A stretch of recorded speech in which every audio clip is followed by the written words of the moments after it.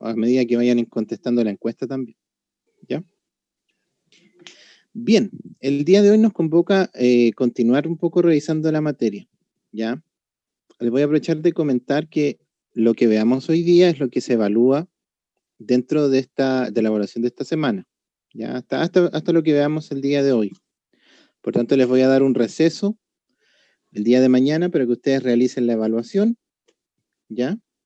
De todas formas, igual me pueden hacer preguntas. Si tienen alguna duda, también me la pueden hacer. ¿Ya? Y posteriormente vamos a retomar la clase entre el viernes o el sábado. ¿Ya? Lo único que me temo es que si lo hacemos el día viernes, existe la posibilidad de que alguien se quede sin luz, dado que los días viernes siempre hay protesta. ¿Ya?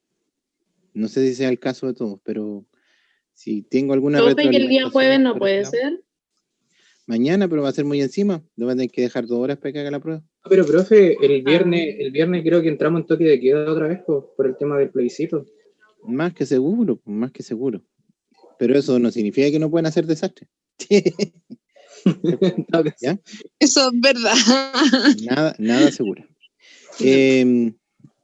Pero usted, la persona me consultó por el día jueves, hagamos una mañana y podemos hacer para resolver dudas, ya, mañana. Y el día viernes hacemos la clase que continúa. Eso es la opción. Profesor, me perdí, tengo una duda. ¿La prueba que va a hacer ahora es lo que de la clase de ahora, la que va a hacer hoy día, va a ser la prueba? Exactamente. De acuerdo a lo que yo revisé y lo que está estipulado, la evaluación de esta semana correspondería a la clase de hoy. ¿Ya? No, pero la prueba. ¿Para cuándo? ¿Y la evaluación sería para cuándo? No sé, había pensado dejarla mañana, pero estoy viendo que va a ser muy, muy difícil que la conteste. ¿Ya? Sí, yo creo ahora mismo. Por eso le preguntaba. Yo quería castigarlo, pero no. No, Todavía tengo corazón de abuelita, ¿ya? Bueno, recién hicimos la otra. Dice, vamos a hacer lo siguiente, vamos a dejar la evaluación para que la hagan el sábado, ¿ya? El sábado. ¿Les parece? ¿Todos de acuerdo? Ya, sí, profe. ¿Sí? Ya, profe. Entonces, si tenemos estas instancias para que hagan consulta. ¿Durante el día o una hora en específico? ¿Ah? ¿Durante el día o en una hora en específico? Durante el día, 24 horas para usted. Desde las 00 del viernes hasta las 23:59 del sábado. Gracias, ¿ya? profe. Gracias. Algo importante rescatar, ya que hay algunas compañeras de ustedes que me han consultado, si hay notas pendientes, evaluaciones pendientes que alguien no pudo realizar, en general, en las evaluaciones disciplinares, tomamos la decisión, por no decir que la tomé yo, de hacer una evaluación recuperativa al final, ¿ya? Entiéndame que lamentablemente eso lo tengo que hacer así porque si hay alguien que no haya podido contestar la prueba, por mucho cariño que les tenga, obviamente, no les puedo hacer la misma prueba que ya sus compañeros hicieron, ¿ya? Entonces, va a ser una prueba de la misma materia, las mismas consideraciones, no más difícil, pero tiene que ser diferente. Entonces, dada esa situación, las pruebas pendientes que queden las vamos a realizar ya a partir de la próxima semana. Ahí vamos a ir revisando quiénes son los que tienen notas pendientes y vamos a ir viendo efectivamente las evaluaciones que se vayan a realizar, ¿ya?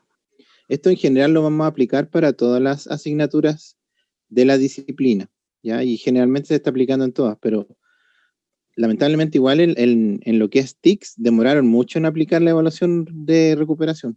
De hecho, ahora la están aplicando, ¿ya? Pero el ideal es que se haga antes que finalice el periodo. En la semana intermedia hay alternativas, ¿ya? Pero la idea es que vayamos cerrando los capítulos y no nos vayamos quedando con cosas pendientes, ¿ya? Así que eso para que, si es que hay alguien que consulte. Bien. Vamos a recapitular, vamos a proceder a comenzar la grabación de esta clase. Todo lo que se diga a partir de las 20 horas es para mayores de 18 años. ¿Ya? Bien. Estamos sonados, profe, ninguno va a poder entonces escuchar nada. ¿Ah? Sí, ninguno va a poder escuchar nada. Qué lástima. Vamos a ver, entonces. Generalmente me gusta recapitular a mí cuando yo hago clases, así que voy a volver un poco atrás necesariamente porque hay que tener un punto de partida para hablar un poco de lo que vamos a conversar el día de hoy, ¿ya? En definitiva, nosotros ayer estuvimos revisando varias cosas, puntualmente lo que tiene que ver con radioterapia, ¿ya? Una de las cosas últimas que revisamos es lo que respecta básicamente a la forma en que nosotros podemos exponer los tejidos a la radiación, ¿ya? Y una de las cosas fundamentales que yo les comenté es que en definitiva es importante conocer qué efectos tiene la radiación en los tejidos, ¿ya? Necesariamente esto tiene mucha importancia y radica en su importancia en que la radiación al interactuar con los tejidos va a generar efectos que van a estar asociados fundamentalmente a la cantidad de radiación que se aplique, ¿ya? Por eso yo les dije que la radioterapia tiene un origen bastante nefasto o terrible, si lo queremos ver, porque todo lo que conocemos de exponer los tejidos a radiación se basa en lo que inicialmente se realizaba o se ha obtenido en base a accidentes nucleares, a procesos en los cuales se ha expuesto gente a radiación. Inclusive, en su inicio la radioterapia no era tan efectiva en el sentido que se pudiese calcular con un computador. ¿Cómo se calculaba la dosis adecuada para un paciente? Viendo cuánto se enrojecía la piel. Entonces, imagínense en personas que no necesariamente son blancas y en que la piel a lo mejor es más morena como la de nosotros, o inclusive de otro tono más oscuro, negro, ¿ya? Entonces, en ese caso, los tratamientos de radioterapia son casi ineficaces, podríamos decir, si lo hubiésemos mantenido a partir de eso, ¿ya? Efectivamente, eso no pasó, pero todas esas instancias dieron para conocer qué efectos tenía la radiación en los tejidos, ¿ya? Por eso es importante conocer lo que era, como les comenté ayer, la radiobiología, que es un estudio que se hace para conocer los efectos de la radiación en los tejidos, ¿ya? Les comentaba que tenemos distintas fuentes de radiación en general que vamos a utilizar. Ayer les dije que habían radiaciones que fundamentalmente provenían de átomos, ¿ya? Como son los rayos X, perdón, los rayos gamma, los rayos beta y los rayos alfa, o la radiación alfa, beta y gamma, ¿ya? Y existe también una alternativa que son los rayos X, ¿ya? ¿Cuál era la diferencia entre los dos? Entre estos dos tipos de radiación, y por qué diferenciamos mucho los rayos X, en que las radiaciones alfa, beta y gamma, como son productos de una sustancia radioactiva y un átomo que la genera de manera espontánea, no es controlable en un 100%. Entonces, siempre cuando tenemos una fuente radioactiva, podemos esperar que nosotros, inclusive como operadores, nos podamos irradiar de forma accidental, ¿ya? Y esto evidentemente, al no tener tanto control de estas sustancias radioactivas que emiten esas radiaciones alfa, beta y gamma, hacen que sean más peligrosas, ¿ya? Por eso el hombre buscó una alternativa, que son los rayos X, que tienen la ventaja de que yo los puedo fabricar a través de un mecanismo eléctrico y puedo, de cierta forma, manejarlos mucho mejor, sobre todo en lo que es el tratamiento, ¿ya? Ahora, en la actualidad podemos entender que hay distintos tipos de usos de los rayos X. Generalmente en el diagnóstico vamos a utilizar rayos X de baja energía o mediana tal vez, ¿ya? Y vamos a dejar solo para los tratamientos los rayos X que son de energía más elevada, ¿ya? Así que eso es un poco lo que habíamos revisado en definitiva.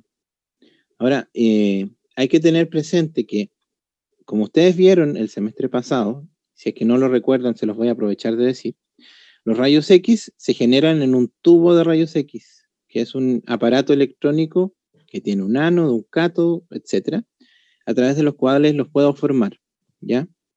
Pero esos rayos X que se generan en un tubo no necesariamente son iguales a los rayos X que vamos a ocupar en radioterapia. Para poder hacer rayos X para radioterapia necesitamos un sistema mucho más complejo, en donde el tubo de rayos X en definitiva lo vamos a cambiar por algo que se llama acelerador lineal de partículas, como dice aquí, o específicamente acelerador lineal de electrones, ¿ya? Y eso en definitiva es una de las diferencias que vamos a tener necesariamente porque, como les dije ayer, nosotros necesitamos que los rayos X tengan una potencia gigante y por eso están en órdenes de los mega electron volt o megavolts, en otras palabras, ¿ya? Eso es importante que lo consideremos porque es una de las cosas relevantes en lo que respecta a radioterapia, que va a diferenciar de lo que es el diagnóstico a través de rayos X, ¿ya? La gran cantidad de energía que tienen y que necesitamos para generar los rayos X para tratamiento. Ahora, no voy a entrar tanto a la física misma de la formación de los rayos X, porque hay una serie de cosas que son importantes a lo mejor de ver, y en este minuto, y dado el estricto tiempo que tenemos como para revisar todo este tema, a lo mejor no es tan relevante en definitiva, ¿ya? Para entrar más directamente a lo que va a ser la terapia y el tratamiento, que yo creo que es lo que nos interesa un poco revisar, ¿ya? Así que, pero más adelante les voy a dar algunos documentos en los cuales al que le interese lo puede revisar, ¿ya? Ahora, el tratamiento en general, tanto con definitiva de radioterapia, yo les había comentado ayer que se puede dar a través de los rayos X, pero también, con respecto a la teleterapia, pero también se puede dar en el lugar en donde está el tumor. Y ahí yo les comentaba de que existía un área de la radioterapia que se llama braquiterapia, ¿ya? Y esta necesariamente va a trabajar con lo que es la radioactividad en definitiva, y en otras palabras va a trabajar con elementos radioactivos que generan radiación alfa, beta y gamma, ¿ya? Pregunta, ¿nosotros utilizamos la radiación alfa para No. dar tratamiento? No, profe. Efectivamente. No. Señorita Nidia, ¿va a decir algo usted? No, pero no. ¿Ah? Iba a decir que no. Efectivamente. No, porque Ya, es déjeme. la más dañina, ¿La alfa? la que tiene más energía. Tiene más masa, ¿ya? Y Ah, genera sí. mucho daño. Sí. Genera Pero más tiene daño que que la ver otra. también con la energía que entrega. Eso es cierto, ¿ya? Por tanto, eso generalmente hace que si nosotros la utilizásemos, generaríamos mucho, pero mucho daño a los pacientes, ¿ya? Por eso en general la alfa no se utiliza. Vamos a utilizar la beta y la gamma, ¿ya? Bueno, hay varios elementos de historia aquí dentro de lo que está involucrado. Es importante conocer la historia, sí, ¿ya? Porque la radioactividad, el concepto como tal, se originó muy en la época también de los rayos X, ¿ya? La diferencia es que, al pesar de ser investigaciones que van en paralelo, no tienen nada que ver una con otra, ¿ya? Los rayos X los descubrió Röntgen, trabajando con un tubo que generaba esta radiación, que era a través de electricidad, y paralelamente tres científicos, dentro de los que está Becquerel, y están los esposos Curie, por eso son tres, ¿ya? Marido y mujer. Necesariamente, sobre todo estos dos, trabajaron con elementos que generaban radiación, ¿ya? De ahí viene todo este concepto en general de radioactividad, porque los esposos Curie lo que hicieron fue trabajar específicamente con un elemento que fue el primero que descubrieron, que se llamaba radio, ¿ya? Y de ahí viene el concepto de radioterapia, viene el concepto de radioactividad, ¿ya? Porque fue el primer elemento que ellos lograron de alguna manera purificar, y este elemento tenía la cualidad de emitir radiación, ¿ya? Y inclusive se trabajó con él hasta el año 50, dando tratamientos de radioterapia, ¿ya? Lamentablemente mi papá, en paz descanse, bueno, falleció de viejito, sí, por supuesto, pero él en sus años trabajó como radioterapeuta y trabajó con radio, ¿ya? Dando este tipo de tratamiento a través de sustancias radioactivas, ¿ya? Pero ¿cuáles eran los problemas que existían? Él mismo sufrió justamente uno de los problemas. ¿Qué le pasó? Que un día, dando un tratamiento a un paciente, esta sustancia se le quedó en un mesón atrás, ¿ya? Y la persona con la que trabajaba no la retiró y quedó abierta y expuesta, ¿ya? Y estuvo casi todo el día ahí, y él nunca se dio cuenta hasta que empezó con vómitos y náuseas, y ahí alguien por a veces motivo vio los síntomas y dijo, hoy parece que estuviera expuesto como una exposición a la radiación, y se dieron cuenta que esta fuente radioactiva estaba abierta y estaba expuesta para él, ¿ya? Entonces, eso es el problema que tiene el trabajar con sustancias radioactivas, sobre todo para dar tratamiento, que hay que tener mucha precaución, ¿ya? Yo les estoy hablando del año 50, pero sin ir a casos más actuales, ya un poco alejándose del área de la salud. Aquí en Chile, alrededor del año 2008, 2009, también hubo un accidente con una sustancia radioactiva en una empresa, ¿ya?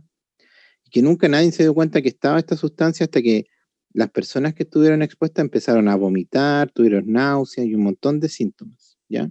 Entonces, necesariamente esta sintomatología dio a entender que había una exposición a la radiación y pudieron de alguna manera controlar el efecto, ¿ya? Pero a pesar de todas estas personas que se expusieron por no más allá de 4 o 5 horas, ¿ya? Lamentablemente igual tuvieron que sufrir la amputación de alguno de sus músculos, ¿ya? Porque la radiación y los efectos de la radiación sobre todo afectan mucho los tejidos y una de las cosas que se afectan es la parte circulatoria. Nadie sabe bien el mecanismo, pero una de las reacciones que tienen los vasos sanguíneos a la radiación es que se comienzan a cerrar, ¿ya?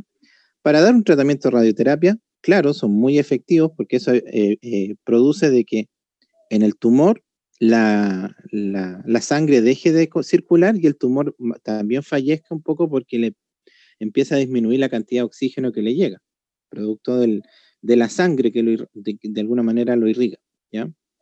Pero cuando es un accidente en el cual alguien se expone, si nosotros cortamos la circulación, generalmente se produce necrosis de los tejidos y la muerte, ¿ya? Entonces hay gente que puede inclusive terminar con la amputación de alguna estructura por esta misma exposición. Eso ha llevado a que muchas veces ya en la actualidad ya no encontremos mucho los tratamientos a través de sustancias radioactivas. Si se utilizan para casos muy específicos. La mayor parte de las veces vamos a utilizar los rayos X, ¿ya? Pero es importante que conozcan las alternativas que tenemos para el tratamiento, porque en definitiva eso de alguna manera va de alguna manera determinando y les permite a ustedes conocer también que el cáncer no se trata solo de una forma, ¿ya? Así que eso es un poco está asociado también al concepto de radioactividad o emisión espontánea de radiación por parte de algunas sustancias, ¿ya? Así que eso ya lo habíamos revisado en definitiva, pero para que ustedes también lo recuerden. Esta radioactividad puede ser natural o artificial, eso es verdad. Hasta en la época del inicio del año 1900 era toda natural, porque se daba en la naturaleza y se podían sacar estos minerales o sustancias de la Tierra. Pero después del año 36, a alguien se le ocurrió hacer el primer reactor nuclear, y los reactores nucleares se pueden utilizar también para fabricar estas sustancias, ¿ya? Adivinen, ¿qué sustancia fue la primera que se trató de hacer? Fabricar. Alguien quiso hacerse rico y fabricó oro, ¿ya? Lamentablemente, el oro radioactivo tiene un puro problema.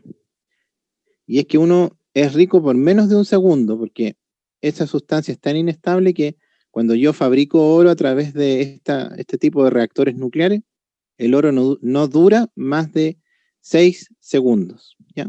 Por tanto, puedo ser rico por 6 segundos y después se va a transformar o desintegrar en otras cosas. Bien.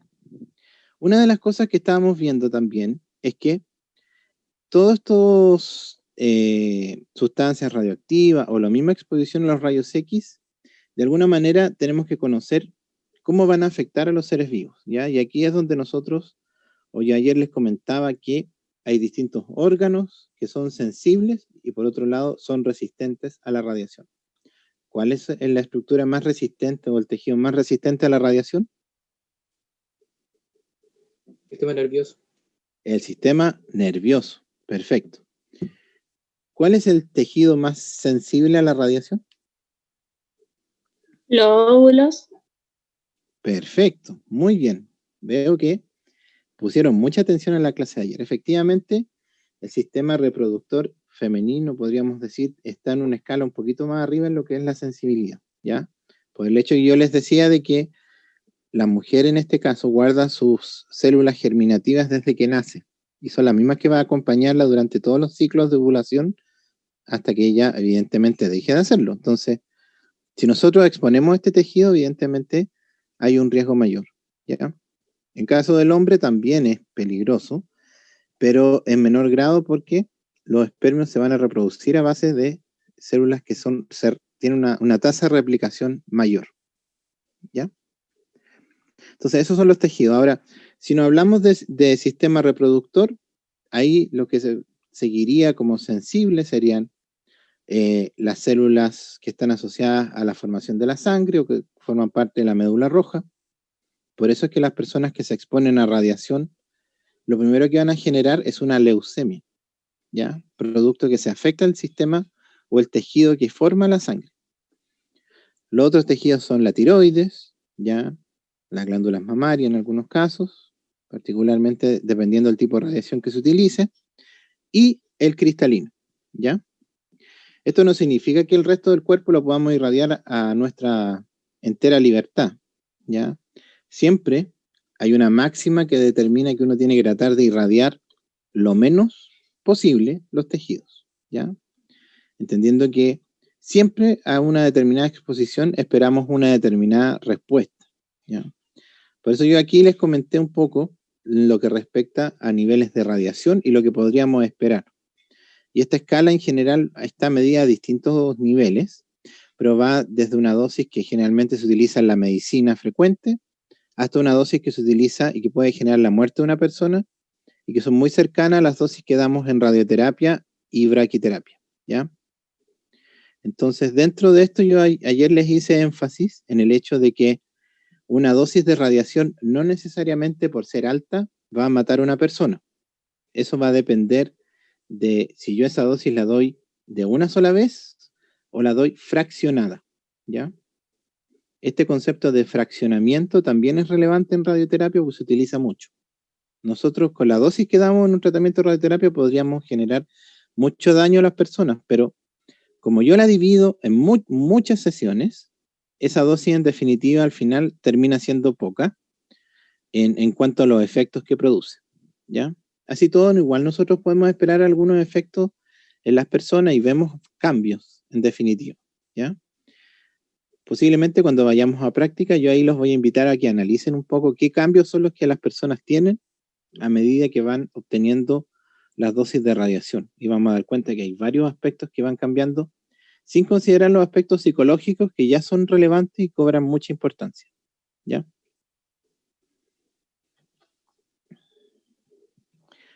Profesor, una consulta. Cuénteme. Disculpe. Sí, dígame. ¿Cuánta es la dosis máxima que se le puede dar a una persona en tratamiento? De radioterapia, es que todo va a depender de qué cáncer vaya a tratar, ¿ya? Pero, por ejemplo, el cáncer de útero es uno de los que más dosis acumula, porque usted tiene que dar dosis primero en la radioterapia y después la mezcla con una dosis en braquiterapia. Entonces ahí se pueden alcanzar los 15.000 milisievert, que es una dosis elevada, ¿ya? La próstata también podría ser uno de los que más en general tumores al irradiarse requieren más dosis, ¿ya? Profe, y para el técnico en este caso, porque involuntariamente, por lo que explicaba ayer, igual vamos a recibir una dosis de radiación. Depende en qué área trabaje. Por ejemplo, en radioterapia, si usted trabaja en teleterapia, o la terapia que se hace a través de los aceleradores lineales, en general ahí la dosis que usted puede recibir podría acercarse casi a cero, ¿ya? Porque está tan controlada en definitiva la dosis que es muy difícil que usted pueda recibir dosis, ¿ya? Pero, hace algún tiempo atrás, yo tuve lamentablemente el caso de una estudiante que entró a hacer el centraje del paciente, en este caso con una técnico que era también la que estaba encargada ahí de la sala. El tecnólogo se había quedado en la sala de comando, que es la parte externa de la sala, ¿ya? Y lo que separa del donde está el paciente recostado hasta donde están operándose las dosis de radiación es un pasillo de más o menos 10 metros aproximadamente, ¿ya? Aquí tenemos que pensar que esto son dimensiones grandes porque hay que hacer un recorrido gigante entre donde está el paciente y donde uno empieza a dar la dosis. Entonces, ¿qué pasó? Que eran tanta la cantidad de pacientes que tenían, estaban trabajando con sobreturno, todo esto de radioterapia a veces ha llegado a funcionar muchas veces hasta las 2, 3 de la mañana, ¿ya? Sobre todo cuando un centro de radioterapia se cierra, pasa eso, porque para poder dar cabida al resto de los pacientes que por a veces motivo se estaban tratando ahí, hay que derivarlo a otros centros y ahí los centros eligen sobre turno. Pero radioterapia funciona debido a la demanda que tiene hasta las 10, 11, 12 de la noche, ¿ya? Y puede llegar hasta más allá, ¿ya? No sé en esto de la pandemia, pero lo más probable es que todavía siga funcionando en ese horario porque es mucha la gente en general que requiere tratamiento. Bueno, para terminar la historia entonces estaba comentando, sí. ¿Y qué pasó? Que en definitiva el tecnólogo llegó, vio a través del monitor o la videocámara de que estaba el paciente y empezó el cierre de la puerta, ¿ya? La puerta del búnker es una puerta que pesa bastantes toneladas, de hecho está movida por 2 motores y está llena de agua en su interior, que es parte del blindaje, más adelante lo podemos hablar, pero nunca se dio cuenta que la técnico y la estudiante de ENAC se habían quedado dentro, ¿ya? Y comenzó el cierre de la puerta, y cuando estas 2 personas empezaron a dar vuelta al pasillo, se dieron cuenta que la puerta estaba cerrada y sintieron una señal auditiva que indica que empieza el tratamiento. Entonces, ¿qué hicieron? Corrieron lo más fuerte que pudieron hacia la puerta y apretaron un sensor que existe. Y ahí en ese minuto el sensor comenzó a abrir la puerta y detuvo de manera inmediata el disparo del equipo, ¿ya? Efectivamente, la dosis que recibieron en un par de segundos que demoró todo esto fue muy poca. Sí hubo inmediatamente un aumento, pero fue leve en general. Fue no más allá de un par de radiografías, ¿ya? Pero esos incidentes, si llegaran a pasar, en este caso, y la persona estuviera expuesta a esa dosis, es bastante alta, ¿ya? Y es complejo. De hecho, ahí se considera como un incidente grave. Aunque ustedes no lo crean, a pesar de lo que pasó, fue muy leve. Hubo que hacer un levantamiento, avisarle a la Comisión Chilena de Energía Nuclear. La comisión fue a esta instalación, revisó todas las normas de seguridad, hizo un sumario, midió las dosis de radiación que recibieron las personas, y después de eso les pasó una multa como de 10 millones de pesos al centro de radioterapia, debido necesariamente a que les faltó una cámara que permitiera ver si había alguien que fuera subiendo por el pasillo mientras se estaba dando un tratamiento, ¿ya? Entonces, necesariamente en este caso la radioterapia requiere de varios cuidados y normas y prevenciones para evitar incidentes que inclusive pueden afectar a las personas, ¿ya? Así que por ese mismo motivo también es importante y se van a considerar siempre normas que estén asociadas a la sensibilidad de los tejidos, a saber necesariamente cuáles son los órganos que más se pueden afectar y cómo los podemos proteger, ¿ya? Bien. Aquí, como les comenta, en 1906 unos franceses, que en realidad son los que llevan un poco la investigación de lo que es la radiosensibilidad. ¿A alguien se le puede ocurrir por qué los franceses son los que tienen lo que llevan en sí más allá de la investigación de la sensibilidad de la radiación? En general, eso se va a dar por una razón bien sencilla, porque la persona que descubrió la radioactividad fuera francesa, ¿ya? Y específicamente fue la primera que también desarrolló las primeras normas de protección radiológica. Entonces, se dice que los franceses en definitiva han sido los que más han investigado de radioactividad. Cada persona que tenga un accidente, de hecho, con radiaciones en el mundo, va a dar a Francia, y allá le hacen el tratamiento específico que se requiera para, de alguna manera, disminuir los efectos de la radiación, ¿ya? Así que no sería raro esto que se da aquí. Ahora, de alguna manera, ellos lograron descubrir que la actividad de mitosis que tienen las células tenía mucha relación con la sensibilidad de los tejidos, ¿ya? No sé si recuerdan un poco lo que es mitosis, ¿ya? Pero a modo de recuerdo, les comento que las células y los tejidos constantemente están replicándose o están creciendo, ¿ya? Nosotros botamos gran cantidad de tejido muerto en el del cuerpo, al suelo, de hecho. Parte del polvo que existe en la naturaleza son células muertas. Eso significa que todos los tejidos constantemente tienen células que nacen y que mueren, ¿ya? El mecanismo que hace que estos tejidos vayan produciendo tejido nuevo se llama mitosis, que es la división celular. Entonces, ¿qué es lo que se establece aquí? Que mientras más rápido se dividan los tejidos, más probabilidades existe que al momento de yo irradiarlos, generen un cambio y puedan generar un efecto a la radiación, ¿ya? Por eso esto aquí dice que estos científicos establecieron una ley que expresaba: la célula es más radiosensible cuando mayor sea su actividad de división, ¿ya? Por ejemplo, el hueso propiamente tal, no la médula ósea que está dentro del hueso, el hueso. Generalmente es un tejido que tiene división, pero evidentemente se divide mucho menos que a lo mejor lo que puede ser las células de la tiroides. Por eso es que en general, si yo expongo a radiación ambos tejidos, mientras el hueso puede que a lo mejor no exprese ningún cambio, la tiroides va a inmediatamente generar algún cambio dentro de su estructura y lo más probable es que pueda inducir a lo mejor la aparición de un tumor, ¿ya? Eso está relacionado un poco a la capacidad que tienen de reproducirse los tejidos, ¿ya? ¿Qué otro tejido tiene una capacidad alta de reproducción en el cuerpo? A ver si a alguien se le puede ocurrir. ¿La piel? La piel, en general, sí tiene una dosis, una tasa relativamente media, ya no es alta, es media. De todas formas, usted sabe que existen los mielomas, que son tumores también, y que están relacionados justo con esto, ¿ya? Más rápido que ¿Cuál la fue su piel, ¿qué puede ser? pregunta, profe? El Dígame. pelo, la uña. ¿Mm? ¿El pelo?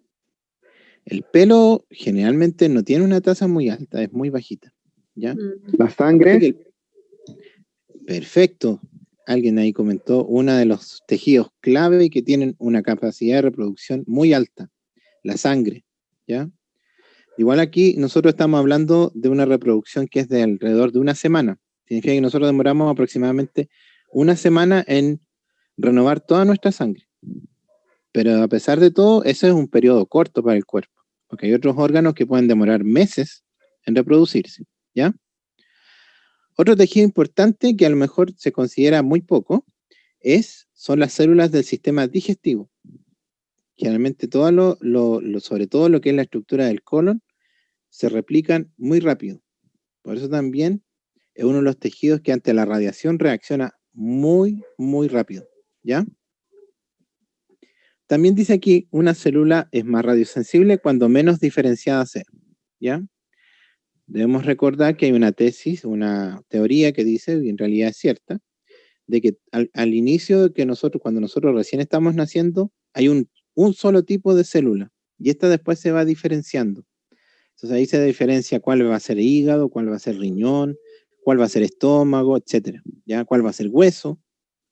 Todas las células se van de alguna manera diferenciando en el tejido en donde van a estar, ¿ya? Pero inicialmente hay unas células que tienen poca diferenciación, que se denominan stem cells, que se han utilizado mucho sobre todo en la actualidad, como para recobrar muchas veces órganos que fueron afectados por algún tipo de patología, ¿ya? Pero estas células también, al ser poco diferenciadas, son más sensibles a la radiación, así que tienen un pero ahí, en que hay que tener cuidado. Y por último, una célula es más radiosensible cuanto más largo sea su porvenir cariocinético, es decir, cuantas más divisiones deba cumplir para adoptar su forma y funciones definitivas, ¿ya? En general, hay células que cuando uno nace se definen de manera inmediata y hay otras que se van transformando en distintos tejidos hasta llegar, o en distintas formas, hasta llegar al tejido determinado, ¿ya? O final. Esas células que tienen muchos cambios también van a arrastrar en algún minuto algún efecto que pueda tener si son expuestas a la radiación y evidentemente generar cambios que lleven en definitiva a generar alguna enfermedad, ¿ya?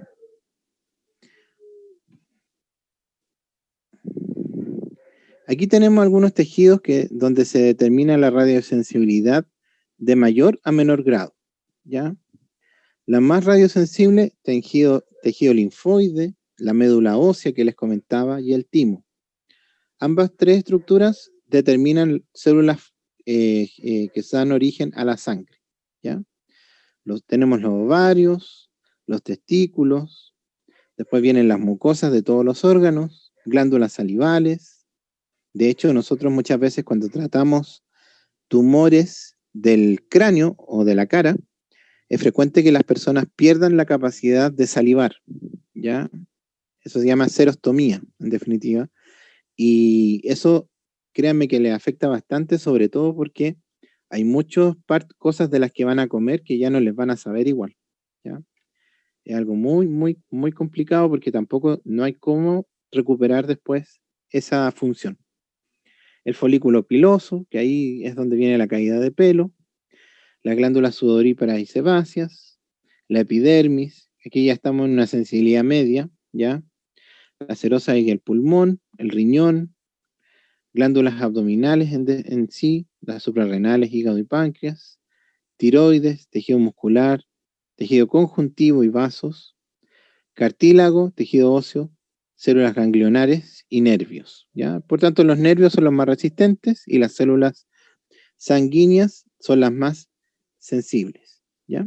Para que ustedes de alguna manera lo sepan, ¿ya? Ahora, en definitiva, consulta para la audiencia. ¿Qué puede generar la radiación en los tejidos? Porque una cosa es saber qué órganos son relativamente sensibles, pero es importante saber qué efectos puede tener la radiación. Entonces, ¿alguien vio Chernobyl por casualidad la serie? ¿O nadie la ha visto? Sí, algo vi. Hay varias películas también que respectan a eso, así que no es tan difícil pensar más o menos qué puede producir, ¿ya? ¿Qué puede generar la radiación en el cuerpo? Descomponer algunos órganos, Primero su ataca el pulmón, funcionamiento. también el pulmón, porque Malformaciones. como que se queman. Bueno, puede producir quemaduras, puede producir daño en el pulmón. Alguien Vía me dijo, respiratoria. don Carlos, ¿qué me dijo usted? Descomponer los órganos, Descomponerlos. que no Sí, funcionen bien. sí, efectivamente. Efectivamente pueden perder su función, como usted dice, ¿ya? Pero Bien, sí. Dígame. en el tejido celular genera un desorden en el tejido celular ya que destruye parte del ADN. Perfecto, ¿ya? Por lo tanto, la capacidad de replicarse no va a ser la misma y si lo va a hacer de una manera diferente. ¿Y cómo se llama esa replicación de manera diferente?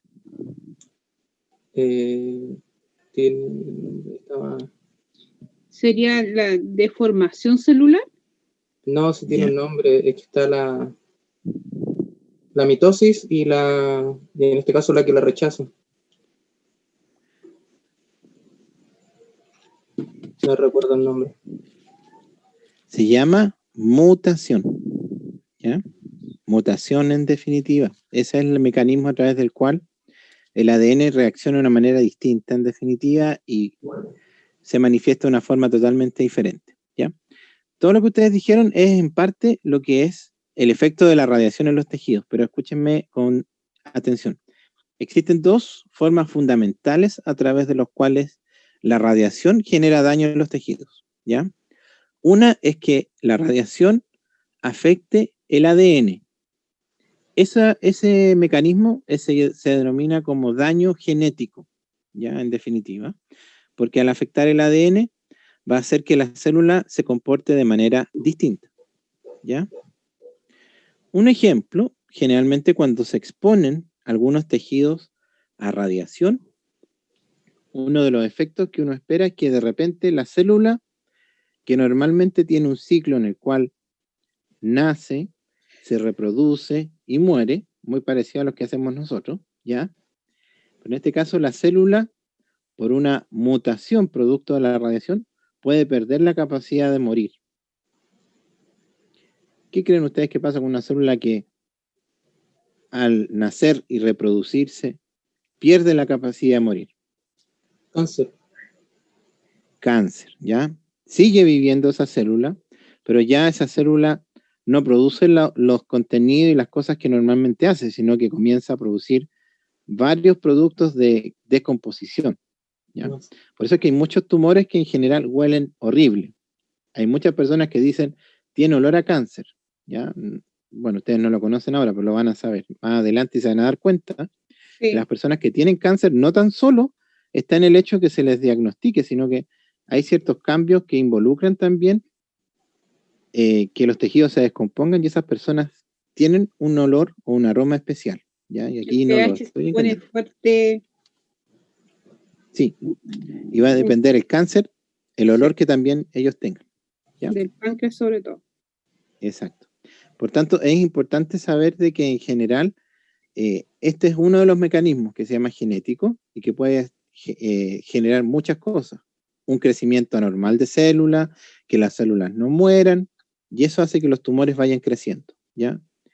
Y hay parte del tumor es tejido que se ha ido descomponiendo y otra parte del tumor es tejido normal, ¿ya? Que va creciendo. Y existe un segundo mecanismo que se denomina mecanismo de daño somático. Entonces, tenemos un daño genético y un daño somático. ¿Ya? Este daño somático en general es el que se manifiesta de manera espontánea y ya no es un cambio en una célula, sino que es muerte de tejido prácticamente, ¿ya? Cuando se expone a radiación.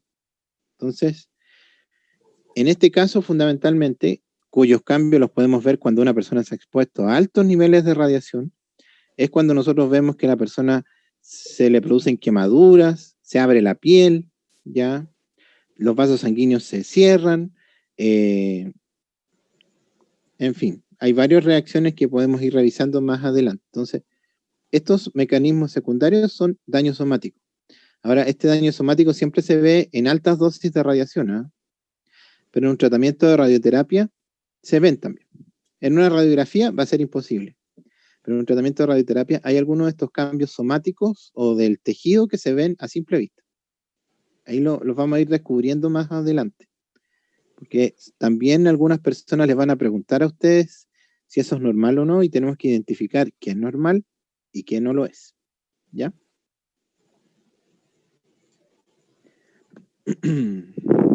Profe, Dígame. a estas radiaciones, las personas que se les trata con cáncer, es por eso que se les muere, se les cae el pelo. Sí, uno de los efectos es la caída de cabello y se produce porque usted mata las células que generalmente mantienen y hacen y crean el pelo en definitiva, ¿ya? Y en el caso de las personas que les pasa eso y no se les cae el pelo, ¿es porque han sido más resistentes? ¿O es por No necesariamente. A ver, aquí hay algo que igual les quiero aprovechar de aclarar. Mire, en todo caso, la persona que se le cae el pelo por radiación son necesariamente a las que nosotros tratamos por un cáncer de cerebro, porque en este caso el tejido que se expone a radiación es justamente el tejido de la cabeza, entonces ahí hay una caída de pelo por la exposición a la radiación que tiene esa zona, ¿ya? Ya. En los otros cánceres, donde generalmente a las personas se les cae el pelo, es producto de la quimioterapia, porque la quimio también tiene un efecto muy similar a la radioterapia en ese aspecto, y hace que el folículo piloso también se muera, ¿ya? Por eso es importante ahí diferenciar el mecanismo por el cual se cae el pelo. Ambas técnicas, la quimio y la radio, matan el cabello. La diferencia es que la radioterapia lo va a hacer solo si el cáncer que yo estoy tratando es de cabeza. En cambio, la quimioterapia lo hace siempre, ¿ya? Y no importa porque ahí la sustancia que yo le doy al paciente que le inyecto por vía endovenosa mata todas las células del cuerpo, ¿ya? Lo ideal es que se vaya solo a la del cáncer, pero todo el resto de los tejidos del cuerpo también sufren con el cáncer que se le trata al paciente. Por eso es que, en general, las quimioterapias son tan complejas de dar a los pacientes, ¿ya? Gracias. De nada. ¿Ya? Ahora, cuando una persona se ha expuesto a radiación, hay distintas etapas de exposición que uno espera. Hay una etapa inicial, cuando generalmente la persona recién se ha expuesto a radiación. Como dice aquí, una persona que recién se expone a radiación tiene náuseas, vómitos, diarrea, cefalea, vértigo, alteraciones de órganos, taquicardia, irritabilidad, insomnio, una serie de cosas. Ahora, esto en general no lo vamos a ver en un paciente con un tratamiento de radioterapia, ¿ya? Se los quiero de inmediatamente comentar. A lo sumo lo que podríamos ver, sí, a lo mejor, dependiendo del lugar, sobre todo cuando hay tratamientos de cerebro en general, son náuseas, vómitos que se pueden producir, ¿ya? Pero en general no se van a dar todos los síntomas de una vez. En los pacientes que se tratan, por ejemplo, de cáncer de colon, se dan diarreas, sí, y son con sangre. Entonces, que en ese caso decirle al paciente que evidentemente va a haber una alteración de ese tipo para que no se asuste, ¿ya? Al igual que cuando se está tratando la próstata, que ahí va a ser en menor proporción, pero también se puede dar, porque toda esa zona se está irradiando de cierta forma, ¿ya? Entonces, esta etapa, que se llama prodromo, se va a caracterizar por esos síntomas y está dado a bajas dosis de radiación o de exposición, pero de todas formas son mucho más elevadas de las que podemos ver en cualquier procedimiento, sobre todo diagnóstico, ¿ya? E inclusive son muy raras de ver en radioterapia, ¿ya? Porque estamos hablando aquí de dosis controladas. En cambio, estas etapas que ustedes ven aquí se van a dar cuando una persona se expone a altas dosis de radiación. Todas las personas de Chernobyl presentaron esta etapa, ahí se descubrieron justamente, ¿ya? Hay un segundo periodo dentro de la enfermedad por radiación que se llama periodo latente o etapa latente, en la cual la persona no tiene ningún síntoma en producto de la exposición a la radiación y puede durar horas y semanas, como dice ahí, ¿ya? Y posteriormente hay una tercera etapa que se llama etapa de enfermedad manifiesta, en donde se van a presentar todos los problemas o síntomas concretos producto de la exposición a la radiación, ¿ya? Estas etapas se pueden dar en un tratamiento de radioterapia, pero a veces son casi imperceptibles, como les comenté, ¿ya? Y lo que lo hace imperceptible es el hecho de que en general nosotros en radioterapia no irradiamos el cuerpo completo, irradiamos un solo tejido en particular que es el que está afectado, ¿ya? Es más factible a lo mejor de ver cuando ya hay una irradiación completa, pero esos son generalmente lo que se denominan terapias o tratamientos paliativos, en donde damos 3 o 4 disparos grandes de radiación a todo el cuerpo para disminuir las molestias, pero sabemos que ese paciente en realidad lamentablemente no tiene muy buen pronóstico, ¿ya? Que es parte un poco de este proceso en definitivo. Yo esa misma información que les comenté igual la voy a revisar después en protección, pero ya de otra mirada en general, ¿ya? Sobre todo que los cursos de protección radiológica los prepara para lo peor que pueda existir. A diferencia de lo que aquí ustedes ven, que en definitiva es para que de alguna manera mejoremos al paciente, que es lo que idealmente tenemos que buscar. Profe, Cuéntame. en el último punto, en este caso para las personas que reciben el tratamiento paliativo, igual se generan estos síntomas secundarios. Pueden a veces generarse así, sí, podrían, pero en menor proporción. Por ejemplo, si hay vómitos, pueden durar un par de horas en general, y no lo que menos se produce son efectos a largo plazo, ¿ya? Se van a producir durante un tiempo de un par de días solamente, y después desaparece, sin problema, ¿ya? No sé si tienen alguna duda hasta ahora. ¿No? ¿No? Bien. Lo que vamos a revisar el día de hoy, espérame un segundo, ya correspondería a lo que se definió para esta evaluación, pero dejárselo lo más claro posible, ¿eh? Déjenme ver si lo puedo abrir, porque por ese motivo no me deja abrir la presentación. Voy a tener un segundo la grabación, ¿ya? Denme un segundo.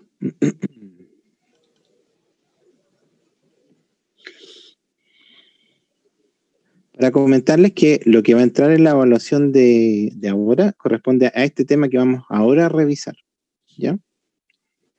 para que ustedes igual aquí presten un poquito más de atención y sobre todo si tienen dudas, traten de no quedarse con ellas. ¿Ya?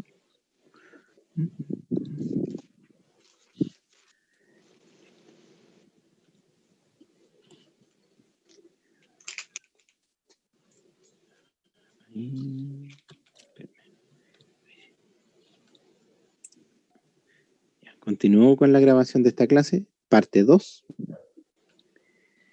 Veamos.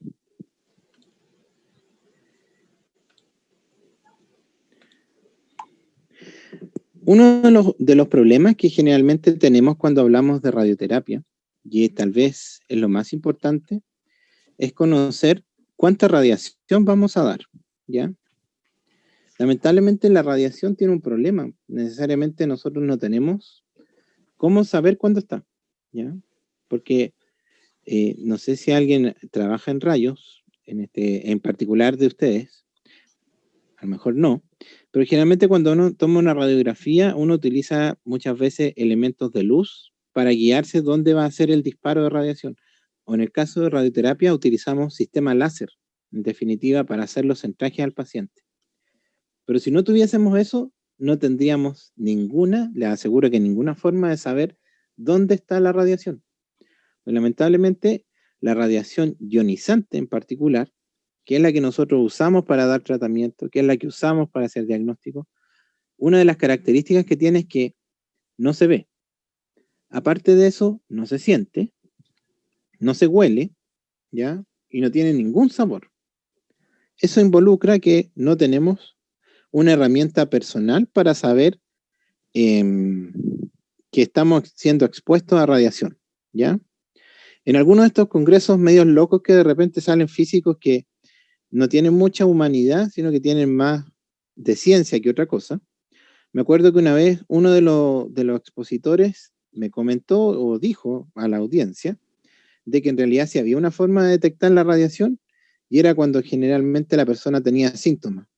Que ese era el mecanismo del cuerpo para detectar la radiación. Eso significa vómitos, náuseas, mareo, malestar general y en algunos casos la muerte, ¿ya? Entonces, ahí la pregunta que uno inmediatamente se hace, ¿será efectivamente ese un mecanismo de detección de la radiación? No, porque los mecanismos de detección de la radiación buscan de alguna manera evitar que uno se exponga y no necesariamente saber que uno ya se expuso y cuando uno ya no tiene nada que hacer, ¿ya? Por ese mismo motivo el hombre tuvo que inventar algunos elementos para poder de alguna manera saber cuánta radiación se recibe, ¿ya? Entonces, el día de hoy vamos a revisar en esta sesión específicamente qué es la dosimetría y para qué sirve. ¿Qué es un detector? ¿Para qué sirve un detector? Y voy a mostrar algunas fotos para que ustedes conozcan cuántos detectores existen, ¿ya?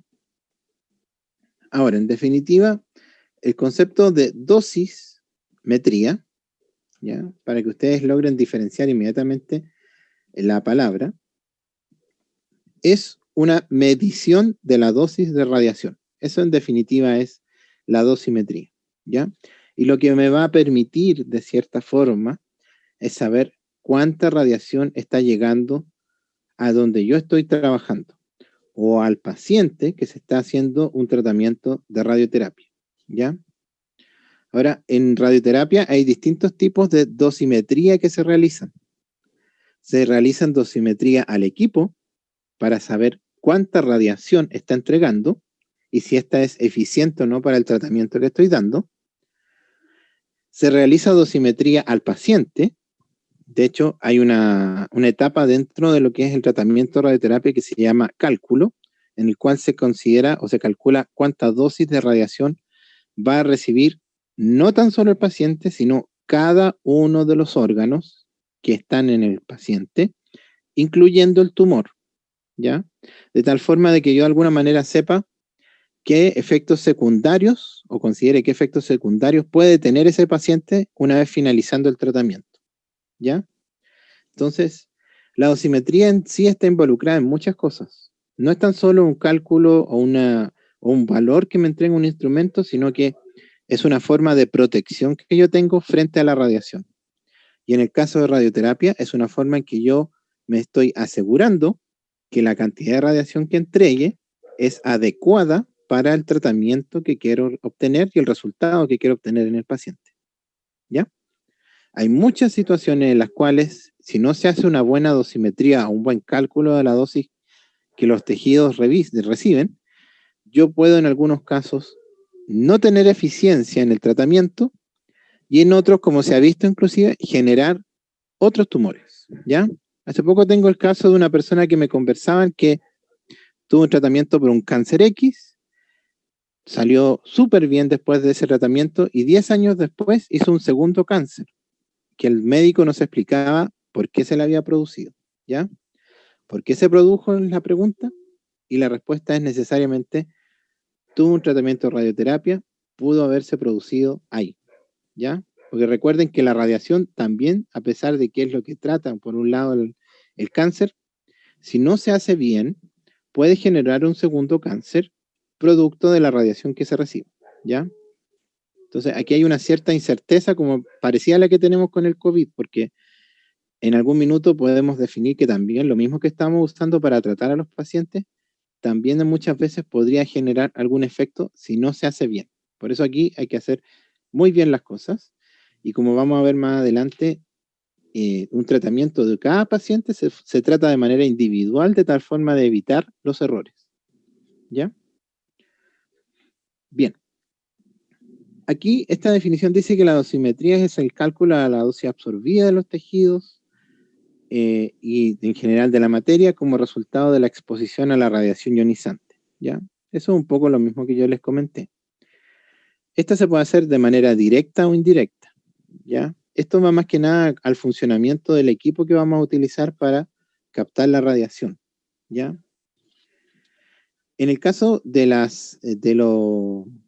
física o de la medicina, hay una subespecialidad que se llama dosimetría y que tiene como finalidad hacer este cálculo de dosis y saber cuánta radiación se recibe. ¿Ya? No me voy a meter tanto con estos conceptos en general por ahora de Gray, Joule y todo lo que tiene que ver con eso, porque los vamos a revisar en protección radiológica, que en definitiva ahí inclusive vamos a hacer algunos cálculos. Pero no se preocupen, pues son cálculos relativamente fáciles, ¿ya? No más allá que suma, resta, división, multiplicación, más la aplicación de integrales, que son relativamente difíciles, ¿ya? Pero en este caso en general es importante por lo menos de alguna manera orientarlo a lo que se refiere a dosimetría en radioterapia, ¿ya? Dentro de todo lo que es la dosimetría hay distintos conceptos que ustedes tienen que conocer. El primero es el que ustedes tienen aquí, que se llama dosis absorbida, ¿ya? Yo ya les comenté que dosis es la cuantificación de la radiación que se recibe, ¿ya? Por tanto, es importante que yo sepa cuánta radiación se recibe en un determinado material. Aquí ni siquiera se está viendo todavía la humanidad de las personas, solamente el material. Entonces lo que yo hago es básicamente con un elemento, un aparato, ¿ya? Detectar la radiación que llega a este aparato y saber, y me va a dar un número de cuánta radiación llega, ¿ya? Como dice aquí, en general, hay distintas formas en que o unidades de medida en la que se mide, pero el que más se utiliza es el Gray. De hecho, en los tratamientos de radioterapia, yo voy a decir, al paciente le vamos a entregar una dosis total de 100 Gray distribuida en 60 sesiones. Entonces, lo que hace la persona en general es dividir esos 100 Gray en 60 y sabe cuántos Gray se va a aplicar en cada sesión, ¿ya? Pero ahí no es solamente ahí termina el proceso, porque hay muchas otras cosas que tenemos que hacer, ¿ya? Entonces, esta dosis absorbida me permite a mí determinar cuánta radiación entrego, punto, ¿ya? Pero es un concepto así como cuando uno mide y dice 10 metros, aquí yo digo, sí, aquí voy a entregar 100 Gray. ¿Quedó claro? Es bastante sencillo en general de entender, ¿ya? Ahora, este concepto de dosis absorbida, como les comenté, no tiene nada de humanidad, porque es un número simplemente que determina cantidad de radiación, ¿ya? Ni siquiera estoy determinando qué tipo de radiación entrega. Entonces, yo ya les comenté que la radiación alfa es la más dañina, la beta es menos, y los rayos X y gamma están con el mismo nivel, son menos dañinos que las dos anteriores, ¿ya? Por eso hay una diferencia entre irradiar con distintos tipos de radiación, pero aquí ni siquiera estamos considerando eso. Estamos solo considerando la cantidad, punto, ¿ya? Pero lamentablemente hay que empezar a ingresar a esto cierta humanidad, ¿ya? Por eso es que existe el concepto de dosis equivalente, ¿ya? ¿Qué vamos a incorporar aquí? Que a lo que mide el instrumento, ¿no es cierto?, tenemos que diferenciar el tipo de radiación, porque 100 Gray de rayos X no es lo mismo que 100 Gray de rayos alfa, porque ambas radiaciones, en definitiva, son diferentes, ya se los había explicado, ¿ya? Yo voy a esperar que 100 Gray de rayos alfa a lo mejor puedan matar a una persona de un solo disparo, pero 100 Gray de rayos X, en general, no le van a producir a lo mejor el mismo daño y me van a permitir a mí dar un tratamiento. A eso se refiere la dosis equivalente, ¿ya? Entonces aquí hay una progresión de cuando se va cuantificando la cantidad de radiación que se entrega, asociada un poco a, en este caso, al tipo de radiación. Entonces ya no va a ser lo mismo que yo diga una dosis equivalente de 100 Gray de rayos X a una dosis equivalente de 100 Gray de rayos alfa, porque yo voy a saber que hay una que daña más que la otra, ¿ya? Ese es el segundo concepto de dosis que nosotros podemos revisar. Lamentablemente falta un tercer concepto de humanidad que agregarle a esto, y aquí sí que esto es relevante, ¿ya? ¿Por qué es relevante? Porque aquí estamos considerando hasta ahora la cantidad de radiación, qué tipo de radiación utilizamos, pero falta algo. ¿Qué creen ustedes que falta? Yo le estoy hablando de humanidad. ¿Quién falta en este caso dentro de la ecuación del tratamiento? El paciente. Exactamente. Falta el paciente, ¿ya? Y es que no todos los pacientes son iguales. Y por lo mismo los pacientes tienen distintos tejidos, ¿ya? Por tanto, no todos los órganos van a responder de igual forma a la radiación. Por tanto, si nosotros queremos hablar de la dosis mejor para poder determinar un tratamiento, vamos a hablar de dosis efectiva o eficaz. ¿Qué diferencia tiene con respecto a las dos anteriores? Evidentemente va a considerar la anterior, va a considerar cuánta radiación entrego, va a considerar qué tipo de radiación utilizo, pero va a introducir un tercer concepto. ¿Qué órgano es el que yo estoy irradiando? Y eso es lo más importante, ¿ya? O sea, eso va dependiendo de la cantidad de radiación que se vaya a aplicar, dependiendo del tumor o del cáncer en sí y en qué zona está ubicado. Exactamente. Una de las cosas cruciales es saber dónde está el tumor. Porque una de las ventajas que ustedes tienen en la radioterapia es que yo puedo tratar un cáncer sin necesidad de abrir al paciente. Pero tienen que ver que si yo quiero llegar al centro del cuerpo, tengo que atravesar un montón de otros órganos que no están ahí, pero que la radiación igual va a interactuar con ellos, ¿ya? Por ejemplo, si yo quiero tratar un cáncer de próstata, yo sé que voy a tener que atravesar por delante, ¿no es cierto?, lo que es básicamente el mesenterio, lo que son los intestinos, y por atrás voy a tener que atravesar la columna vertebral para poder llegar a esa próstata. Va a estar la vejiga ahí metida en el medio. Y si es mujer, va a estar el útero. ¿Ya? No, miento, porque es de próstata. Ya, olvídense de eso. Pero en definitiva, sí sé, salvo que haya una consideración especial que tengamos que ver ahí, que ya últimamente podemos esperar. Son detalles. Sí.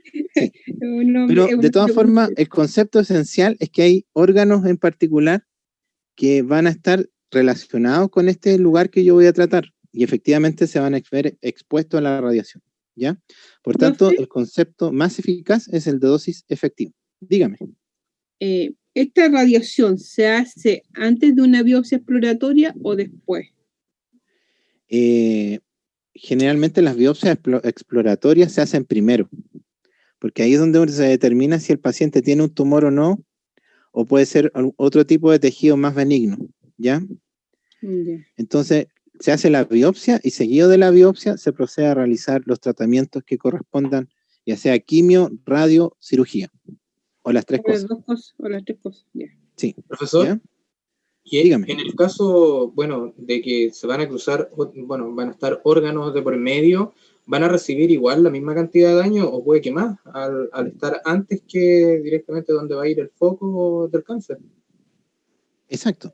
Por eso es que existe lo que se llama dosimetría. La dosimetría es una ciencia que busca de alguna manera, en el caso particular de la radioterapia, darle el mínimo daño a los órganos que están alrededor y concentrar el máximo daño en el tumor.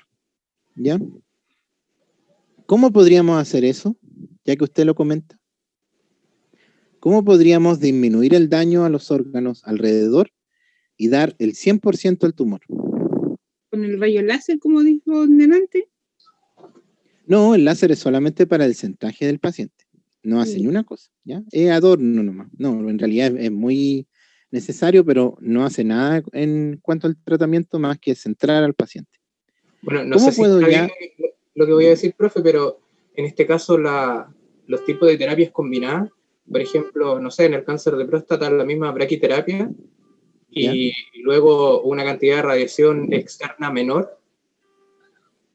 Bueno, usted apunta algo que es importante, que en todo caso, por eso se tratan con más de una técnica los cánceres, porque eso disminuye el uso de la radioterapia o la quimio, ¿ya? Cuando se combinan, se produce menos daño hacia el paciente en forma global, ¿ya? Pero si hablamos solamente del tratamiento de radioterapia, o sea, el paciente sí o sí tiene que hacérselo.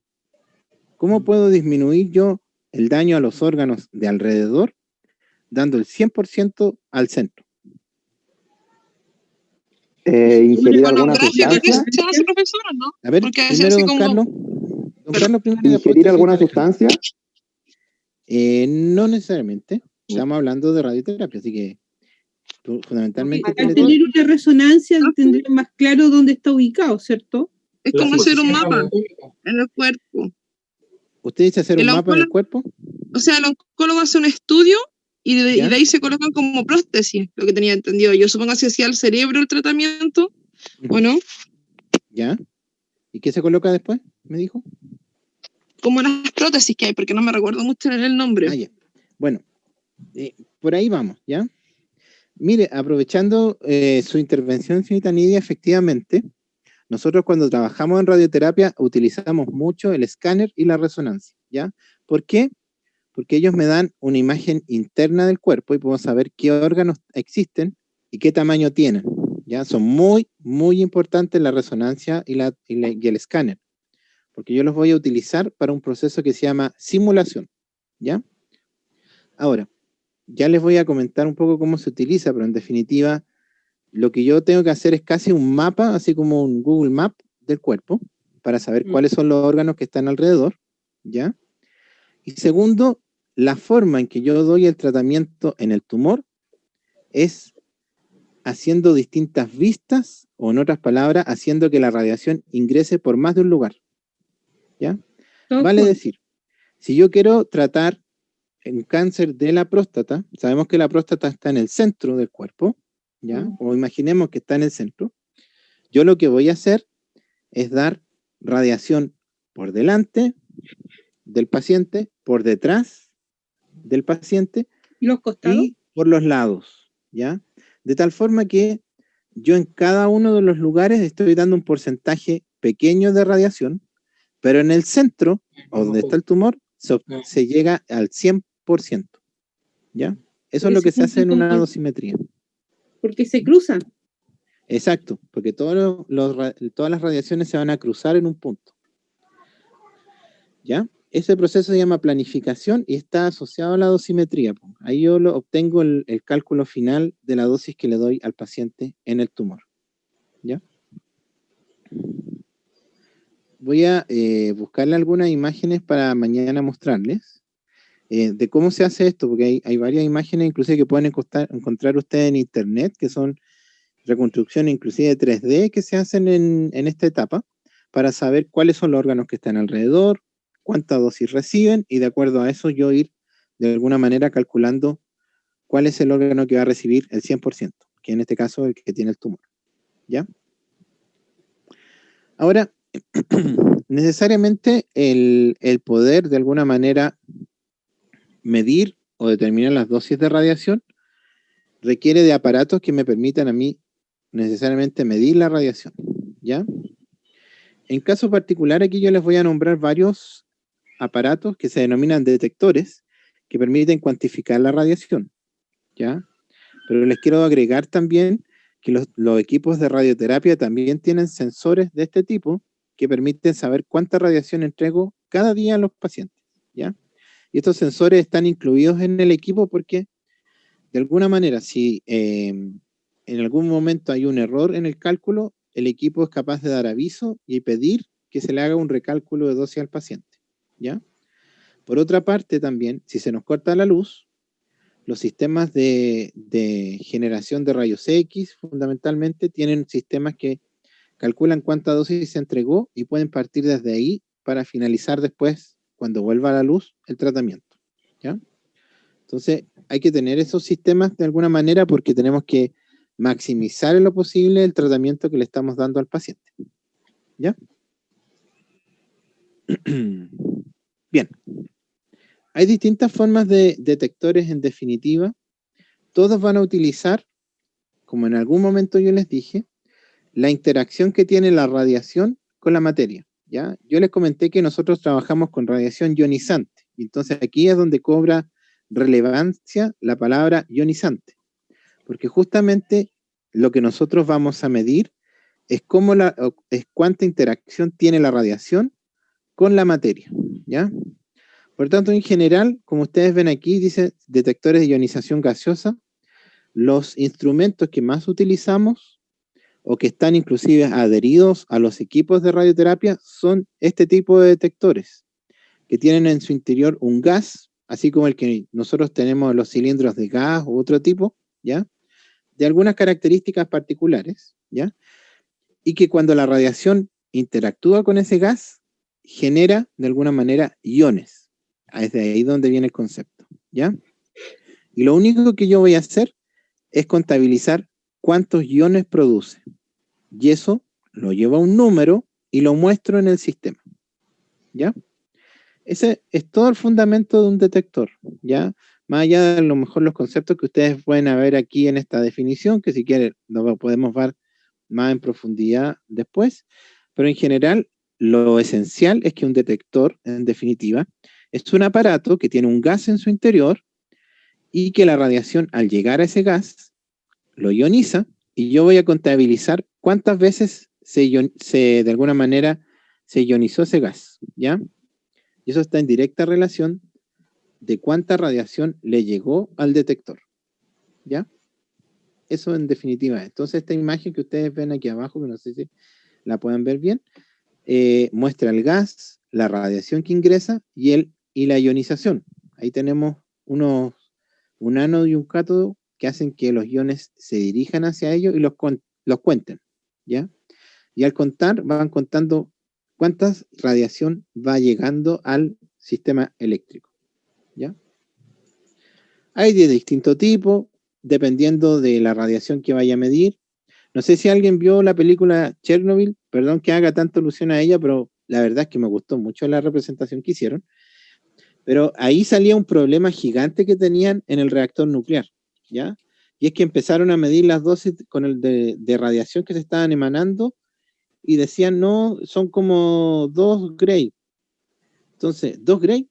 Sí, son 2 Gray. Ah, pero eso es bajo. Y alguien por ahí dijo, es que el medidor cuando medimos se saturó y llega hasta 2 Gray. Entonces, los detectores hay que tener cuidado porque tienen un límite de radiación que pueden medir, ¿ya? Por tanto, yo tengo que saber qué detector voy a usar dependiendo de cuánta energía genere la radiación, ¿ya? Le estoy diciendo que ahí que hay distintos aparatos y dependiendo de la situación en la que me encuentre y el tipo de radiación con la que esté, yo voy a usar el detector. Entonces, las cámaras de ionización como esta que ustedes ven aquí son las que menos radiación definitiva miden, ¿ya? Estas cámaras de ionización están en los equipos de rayo X, imagínense, un equipo que utiliza muy poca radiación. Entonces, es frecuente que la vayamos a utilizar en ese ambiente, ¿ya? De por sí hay de distintos tipos. En general, también hay una que está adosada al equipo de radioterapia, porque mide de manera indirecta la radiación, pero me permite de igual forma a mí saber cuánta dosis se está dando por cada uno de las vistas que yo le doy al paciente, ¿ya? Y así tengo un control exhaustivo del tratamiento que se le entrega. Los físicos médicos revisan estas cámaras todos los días en la mañana, porque tienen que ver que estén funcionando bien. Si en algún minuto las cámaras de ionización muestran una diferencia en el tratamiento que se da entre un paciente y otro, van a bloquear el equipo y van a esperar que alguien vaya a revisar qué está pasando, ¿ya? Aquí estamos trabajando con la vida de un paciente, así que no un proceso así como que llegue y hubo un error, no importa, no. Aquí cada etapa que se dé del tratamiento importa, así que este sistema nos facilita a nosotros poder vigilar un poco las dosis de radiación que se entregan, ¿ya? Los contadores proporcionales son equipos que ya pueden generar o trabajar con radiaciones de una mayor energía en general, ¿ya? En particular se utilizan en medicina nuclear, por si acaso, y nos permiten algunas veces medir también radiación, pero proveniente de algunos elementos radioactivos, ¿ya? Y el contador Geiger, es el detector por excelencia porque mide a toda escala de radiación, ¿ya? Estos son los que se utilizan en los accidentes nucleares, se utilizan también en instancias tal vez más menores, pero tienen la ventaja de poder medir radiación de 0 a 1 millón. Tienen un amplio rango de medición y eso nos facilita muchas veces que de alguna manera podamos conocer la exposición que tenemos, sobre todo en situaciones de emergencia, ¿ya? Estos son los típicos que uno ha escuchado de repente en la película y cuando uno empieza a sonar, tiene como un sonido, así como un chasquido, así que y empiezan a sonar un pito cuando ya llegamos a una dosis que expone a la persona a riesgos graves, ¿ya? Eso está grabado dentro del sistema para que lo detecte. Los mejores Geiger-Miller son como el que ustedes tienen en esa foto, ¿eh? Que la Comisión Chilena de Energía Nuclear tiene solo de esos equipos que son como del año 40. Pero estos equipos son eternos, pueden durar toda una vida si quieren, y más de una, ¿ya? Si se cuidan bien. Así que, en general, hay varios equipos de este tipo que han durado siglos, en general, ¿ya? Nosotros tenemos en el laboratorio, pero no de eso, unos más sensibles, menos sensibles. Pero es para que ustedes los conozcan y podemos hacer algunas mediciones con ellos, ¿ya? Por último, hay una alternativa también de medición de la radiación, que son estos dosímetros que se llaman, para que vean que la dosimetría también se lleva a otro rango y no tan solo a lo que respecta al paciente, porque le he hablado hasta ahora fundamentalmente de la importancia de medir la dosis de radiación en el paciente en los tratamientos de radioterapia, ¿ya? Pero ustedes también van a tener una dosimetría, ¿eh? O sea, también van a medir cuánta radiación reciben en su trabajo. Aquí tenemos uno de los dosímetros más frecuentes. No es el que dice arriba que es termoluminiscente, sino que este se llama dosímetro de película, porque tiene la ventaja de poder dar la radiación y imprimirla en una película fotográfica, ¿ya? Y eso se mide y saber cuánta radiación tiene la persona durante un intervalo de tiempo, ¿ya? En radioterapia nosotros también utilizamos esos dosímetros, por si acaso. Son importantes porque tenemos que saber si hemos estado expuestos a radiación, cuánta radiación hemos podido recibir, ¿ya?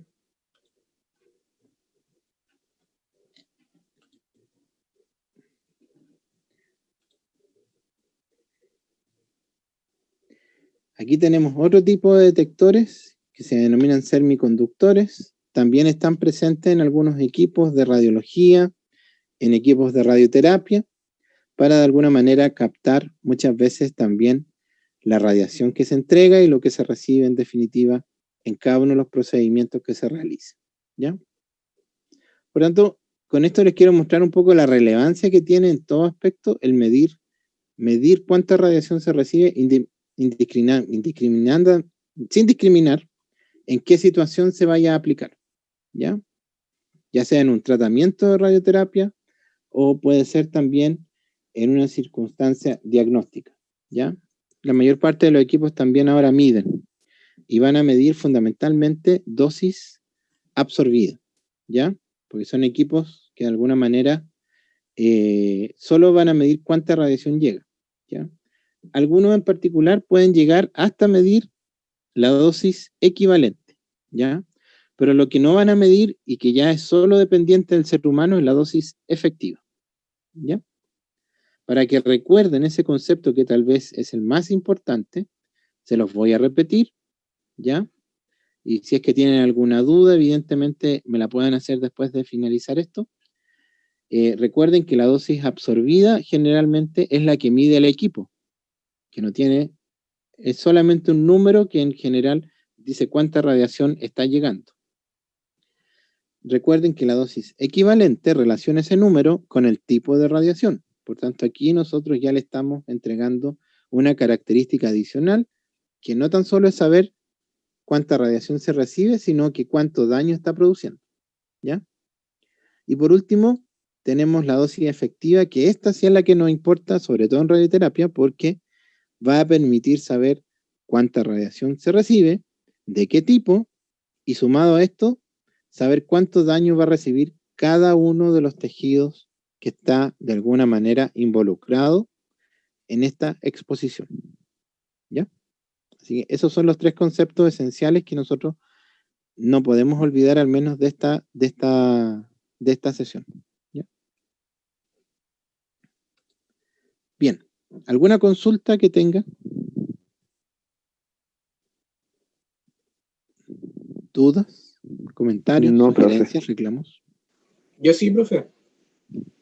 Lo En escucho. este caso, los equipos de medición nosotros igual los vamos a manipular. Mire, dependiendo la situación en la que nos encontremos, porque estos equipos de medición se utilizan en todo rango. En radiodiagnóstico, nunca he visto un lugar donde haya un Geiger-Miller ni ningún equipo de medición. La verdad, las cosas que solamente ahí hacemos medición y generalmente la hace un ingeniero cuando se instala el equipo. Es la única circunstancia en la que existen, ¿ya? Entonces, una vez que se instala o se hace un cambio de alguna parte del equipo, se hacen mediciones, pero lo hacen solamente las personas que van al lugar y hacen la instalación, ¿ya?